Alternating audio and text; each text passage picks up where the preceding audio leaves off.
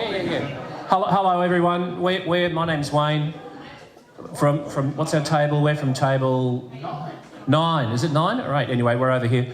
We're doing purpose-led organisations, and so essentially, just to summarise our brown sheet here, we're simply saying that obviously you have to identify your purpose, but we also said purpose is a bit of an inadequate word because you also need to describe why does your organisation exist in the first place. What are you there for? Then there's elements like a belief statement, prioritisation, etc. We said that once you define why you exist and what the purpose is, accept the fact that it needs to be periodically revisited. We need to understand what we're doing. But most importantly, we have to embed purpose in everyday activities and operations. People, the CEO is all good to talk about the future of the organisations, but for me, working in a call centre, the real issue of the company is the team leader in charge of my 10 people. So local leaders are the transmitters, so the local leaders have to get on board. Otherwise, I'll say that's nice, but that's all bull. In terms of, well, that's the reality for somebody who says we're a wonderful organisation, but the boss is saying, yeah, that's all good, but this is what you're going to do. We have to align KPIs with the purpose and values. We need to understand that resistance to change is normal. That's people will be against it. So it has to be translated into real things, almost like imagining a white light's the vision goes through a prism that turns into a spectrum, and everybody will interpret things their own way. So it has to be clear and reinforced and overlaid about what we have to do. I think we talked about values are completely subjective. My honesty is not yours. So people will do this automatically. Expect the fact there'll be a creep away from it. Has to be actively managed. Leaders set the standard. And we had a bit of a debate about this word right. Right's another subjective word, but we have to promote what we want to happen. We have to recognise and reward the desired behaviour in the organisation. And that's it. Thank you. Who's next? Who'd like to share? Vic?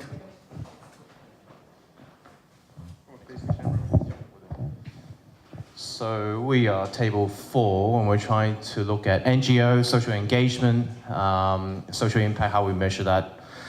We spoke about engagement. We think that collectively it needs to go well beyond just connecting individuals to social causes. So we want people to actually understand the underlying issues behind the social issues that we're tackling, take ownership, activate, and get their friends and families involved to then either do some good in terms of fundraising or volunteering or whatever it may be. How do we do that? One of the biggest strengths of the NGO sector is storytelling. And we believe that it's a combination of actually selling a big audacious goal that people can kind of contribute to or aspire to, but at the same time having the individualism to tell a story that links with people at different cultural backgrounds or linkages. In terms of social impact, we threw, I guess, a lot of mentions around the United Nations Sustainable Development Goals. We think it's a good start. There's hundreds of different ways of measuring social impact. SDG is just one of those relatable ways that you can relate as an individual, as a corporate, or as an NGO. At the same time, again, going back to that, how to get everyone aligned to a big audacious goal, we think the SDG serves that purpose.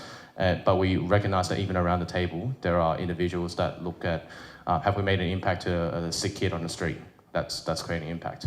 Have we made an impact at a group level? Have our family and friends actually done something? And have we made an impact to an organization kind of halfway across the world? So we want to hit that big audacious goal, but at the same time, we want to make it relatable back to the people who have contributed to the social impact. Thanks, Vic. How are you doing there, Chris? You're capturing them? Right, who's next? Which table? Go on then, Angela. Hi everyone, I'm Angela, and we spoke about short-term outcomes, i.e. what investors are looking for versus long-term value that we might like to see in society. So we had an interesting group. We had a couple of people from the private sector and then a few people on our table from not-for-profit. But what we found was obviously we're all striving for a similar long-term vision where our brand is upheld as a leader in the market, and then we were trying to work our way back from what do we want to be known as, and how do we measure that, and what is it that investors are looking for, and our customers obviously want to know about us. So we talked a bit about traditional businesses and how traditional businesses are sometimes a bit slow and maybe are not as agile as some of the startups, because we had a bit of a blend at our table, and how we can really speak to the purpose of our business to influence some of those short-term wins, breaking down a big picture goal into smaller pieces, fairly, standard process, but then looking at those continuously to tell that story and therefore get to that long-term value in society. One of the other conversations we had was a bit more about the different audiences that an investor and then society presents. One of the people at our table brought up, the incentives that CEOs and CFOs or other people in the business are presented with. So if the incentive is to investors is to, increase our annual, payments to shareholders, and that's linked to their CEO's incentives, then how do we change that for the long term? Because that will ultimately impact on what might motivate them to achieve long-term value in society. So I don't think we really got to an outcome, but we certainly had a big discussion about, these really different ways that organisations operate in Australia, and some of those common links that lie between us. Awesome, thank you. Yeah, guys, we're not looking for any outcomes as yet. This is a pretty big, hairy problem, so don't stress about it. I think what we want to do is continue the conversation, and that's the key, and really getting focused on what is the conversation we want to have. Laura? Hi, I'm Laura. It probably links in really well because we were doing the economics of responsibility, so it kind of ties into that short-term, long-term discussion as well. We had more questions and challenges than we had anywhere near answers. I think it's a big, hairy topic. So we started off talking about the concept of measurement, the economics of responsibility and how we actually measure businesses now as opposed to how we would need to if we align to that concept of responsibility. So realigning measurements to purposes, to longer term goals, to things around responsibility, broader than economics only. So how do we get outside of the dollars and bring in some of those different measurements? And how do you define what good is? How do you define what responsibility is? So there was a whole kind of load of stuff we talked about measurement. And then that got us into the problem of defining what responsibility is and what that looked like. So is responsibility something that is purpose aligned if you've got your purpose right? And how do you know if you've got your purpose right and it's responsible? A responsibility to who? That the move between responsibility just to shareholders, moving towards stakeholders. I work in financial services, so I have a tendency to say the social licence to operate quite a bit, so forgive me. Then we started talking about market forces. How do we refocus around away from short-term profits? How do we influence the market to actually value those longer-term economic prospects? How do we manage the risk around harm to both the broader concept of stakeholders, but in the interim, harm potentially to shareholders in the transition period? And a really big question that we had is, how long is your business actually viable when you're eroding your social licence to operate? So if you're only reporting on profits and you're making those short-term tweaks that we were talking about earlier, like how long is it actually viable, and how do you bring out that conversation? We did a section on risk management. We were talking about that the risk of losing your licence to operate or the risk of damaging your brand is not actually enough to drive these changes, because fear itself is not a great motivator. It needs to be a positive force. So how do you define your purpose? How do you align to that? how do we get it to be customer driven? So how do we actually get out and get the customers to demand this stuff? So we're not trying, as businesses, trying to convince the market, but the customers are demanding it of us, which we thought would be really good. And then we have a philosopher on our table who actually questioned the whole viability of the market as it stands, and I need to look at a completely different economic model, which I thought was fantastic because you have to look outside the box as well. So that was us. All right, who's on next? Raise your hand, please. Yep, at the back. Keep it short and sweet, guys. We are running out of time. Thank you, I'm Andrew. We had actions and behaviours, and there was a couple of things underlying the discussion we had, which I might start from the top, which is around beliefs. I think any actions or behaviour have to be anchored to some kind of beliefs, and we thought for an organisation really requires clarity in respect of what the organisational beliefs and values are, and what, real clarity in terms of what they stand for, and they must be authentic. And should have a dialogue in terms of actively questioning those and ensuring alignment across the organisation. So that was beliefs. The other one in terms of action behaviour is really about decision making, and it's critical in terms of translating beliefs into actions, and that is the decisions that people make. And we sort of, a couple of elements in an organisation really need to push that decision making towards the customer, and it's also not just about the decisions at the top in terms of board or executive. It also has to be from the bottom up as well, because ultimately it's one thing to have leadership talk about decisions. The execution really does come at the front of the business, and there needs to be alignment in terms of and empowering people to make those decisions, but supporting that with the culture. So I might leave it there, given we're on a short time frame.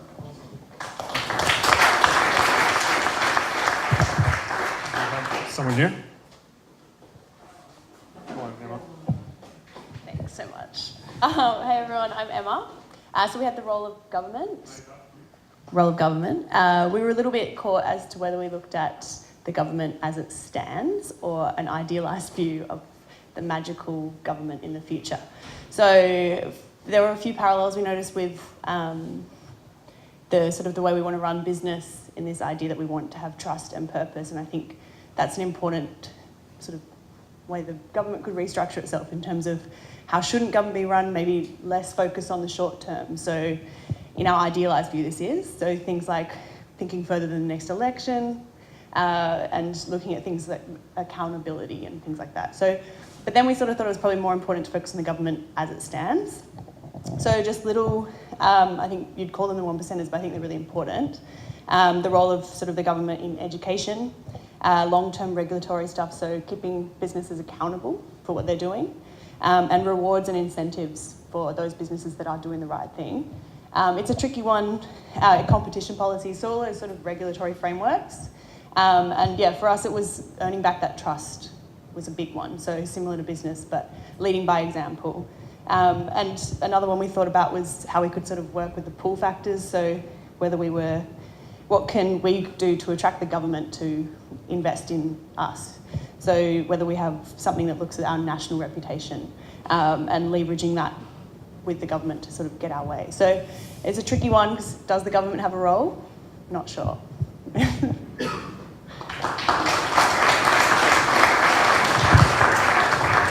Right, who's left? All right, there we go. Hi, so I'm Vanessa. We were speaking about corporate alignment.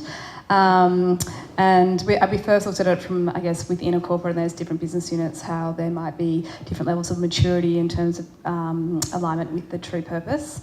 And our resolution, I guess, was to really understand why, so ask them why, and maybe identify if there's just one bad egg in leadership, for example, rectify that. And also about having consistent messages across the organisation. Louder? Yeah. Oh, geez. And the other thing they were saying was once you have a consistent message, identify the ideal kind of culture that you want in the organisation is to kind of infiltrate that into your policies and procedures, such as recruitment. So when you're actually getting people into the organisation, they're already kind of on board with your dream vision. And we also spoke about leadership and how there really needs to be a feedback loop between customers, stakeholders, employees and leadership, two-way, multi-dimensional, to try and understand everyone's perspectives and to try and make the alignment of the purpose kind of real to different people in different levels of the organisation. So I guess tailoring it to make it kind of somewhat localised or kind of personal for that individual, as well as, having a bigger meaning and aligning to a bit more of a global corporate strategy. We also spoke about often employees are actually shareholders as well as customers, so needing to have some type of consistent messaging externally and internally and to your shareholders, and to be authentic in the way that you want to communicate your purpose and live and breathe it, because you will get caught out if in one kind of communications you're not aligned to the other when people are wearing multiple hats. Okay. Yep.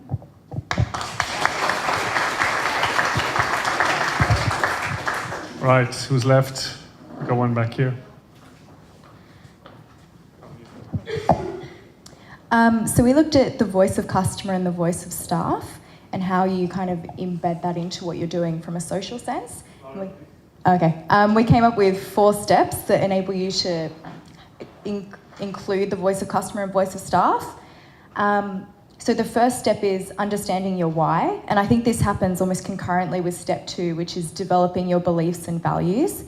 So we had a big discussion, this is all about your vision for your business. So I think the 2 points that we really kind of mulled over as a group were, how do you embed social responsibility into your business, make it more than tokenistic, but have it as a really true priority for your business that leverages, the capabilities that you already have and what you're doing. So we thought, in understanding of why, you need to look at what you're doing currently, what you stand for, and then look at, do you want to stand for the same things in the future? What value do you want to deliver, and can you embed that social aspect to it? And then the other key thing that we talked about was, this is the time when you include your staff and your customers. We had a big debate about how you get the voice of your customers. Is that through your staff, or do you have to go to them directly? And I think it really depends upon the business.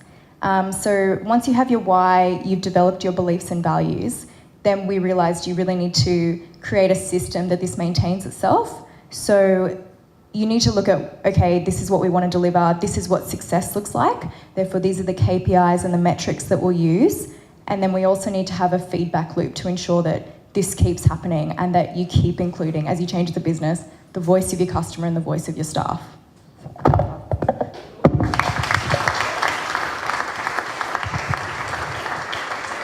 Who's left? Dimitri, yep. Short and sweet. So there's a couple of additional things. I won't read out the ones that have been covered by other groups, but one of the big things at this group was that leaders need to be engaging in the big conversations. So taking a role, whether it's in events like this or in other advocacy formats or within the business itself, addressing pay gap, addressing climate change, really tackling some of the big conversations. The other aspect we're talking about with leadership and aligning the type of behaviours that they have to align the organisations around peer coaching, mentoring, supporting staff to really achieve their dreams and align with their purpose and values, not just that of the organisation. We talked a little bit about the behaviours and qualities of the types of leaders we would hope at these organisations, and how important authenticity, transparency, honesty, clarity of vision, a deep awareness of themselves and how they make decisions, and also to provide space for other perspectives. That you need the right leaders, and you also, leaders need to be hiring the right people. The other part of it was, I think that's it. The other part was that these sorts of leaders are the ones that are really passionate about measuring the right things, and that they're striving to do that. It's not just to tick a box, we have to, but they're interested in knowing what the metrics are and what the different impacts are across all of the different types of variables. So advocacy staff, impact, they showcase their value and that they're really passionate about that. Anything else? Right. And who's left from the lot? Is there one or two last ones? Yeah. The back? Anyone left? Everyone's covered it? Wow, okay. Right, so Chris, do you want to summarize and do you want to, before we wrap up? Yeah, I won't spend too long. Key themes are up here. We've kind of gone through and captured a whole bunch of conversation, but first of all, I just want to say a big thank you to everybody from all the different tables. So, these were some big, meaty topics that we tried to cover in half an hour. But one of the things that I got from coming around each of the different tables was the diversity of thought, the diversity of opinion that was coming out as well. The intention of this as an activity isn't to solve the problem, it's to talk about it. It's to start that conversation. So, what you can see up here is just a really quick scroll of all the key themes, but we've covered some pretty big ground tonight in the course of half an hour. So I just want to say thank you for everybody for engaging in the conversation and bringing insight and perspective to bear as well, because these things live or die by whether a conversation happens or not. So thank you for doing that. And then the intention from here is that we'll actually look at the different themes that we've covered off tonight and then look at picking and narrowing down the conversations to feed into future weeks of conversation as well. And that won't be just a mixture of which ones are the most defined, it'll possibly include the ones that are the least defined.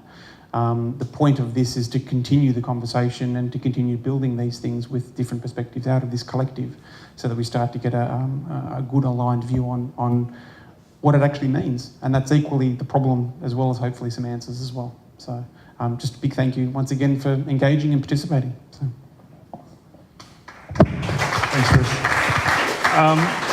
Based on what we've covered, any feedback from the panelists? Judith or Vaughn or Daryl or Leona, come on, there's some feedback around, is this workable? What's the feedback? I actually don't have any feedback, but apart from that, I thought that was a really interesting discussion, or the output from the discussion. But I just have a suggestion. For those who are really interested in the topic of purpose and who are interested in creating conscious businesses, I would really encourage you to read one book. If you ever read a book about business, read Conscious Capitalism by Raj Sisodia. It is seriously a fantastic book that talks a lot about purpose, but importantly, the roadmap on how you go to get alignment. So that would be my suggestion.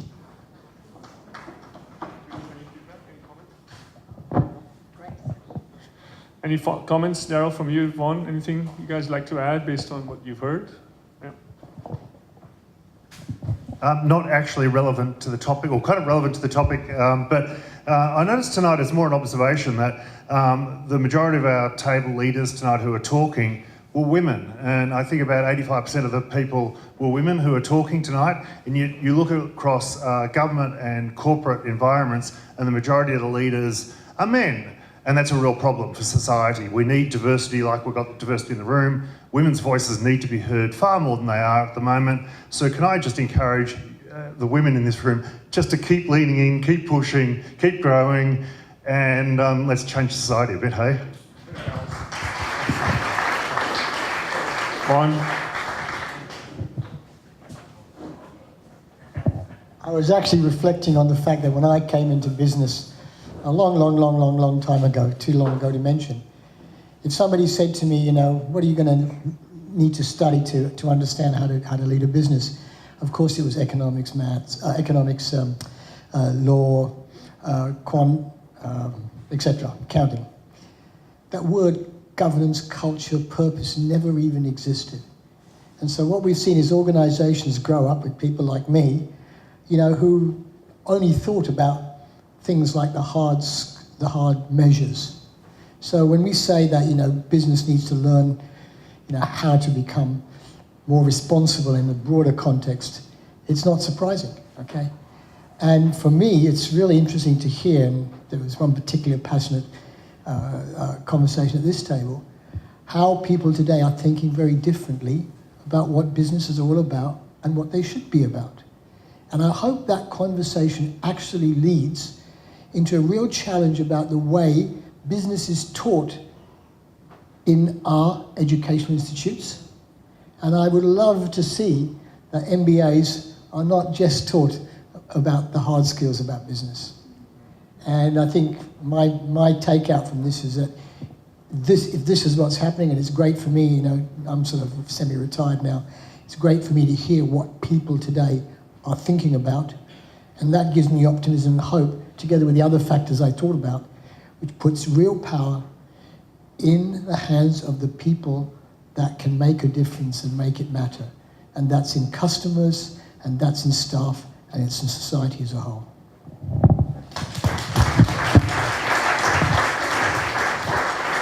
Awesome. Any other feedback from any of the leaders before we wrap up, guys? We'd love to have any observations, any feedback for us moving forward. Any questions from the panelists before we close? Right, okay, well, we will. So can I request the panelists, Daryl, Vaughn, Judith, and Leona, please stand up. And guys, can we give them a big hand, please? Thank you.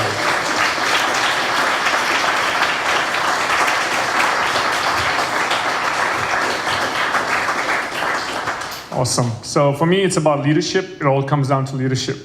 And I think the future leaders are in this room. You heard them today. And if you can, for me, I believe that we have to talk about what great leadership looks like. And in your organizations, when you go back and you speak to people, do those your leaders that you work with demonstrate and walk the talk of what you heard today.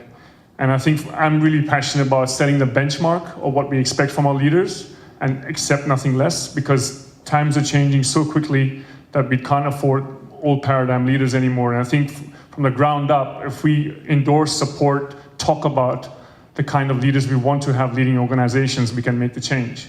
But it all begins with advocacy, talking about it, sharing the stories, and telling what other leaders are doing so that people will become aware. And I think we've recorded this content, so we will be sending it to you all. So please share it with your stakeholders so they know what to expect and what kind of leaders are there out there. So we can set the benchmark of what can we expect of our senior leadership team. So what we will do, we will collate this information with CEC, Customer Experience. Thank you, Chris. That was really amazing. Give Chris a big hand, guys. And there was some CEC team as well on the tables. Can you stand up, please? Customer Experience team, stand up. 1, 2, left, only today, 3. And Imogen back here as well. Guys, big hand for these guys. Thank you. Awesome.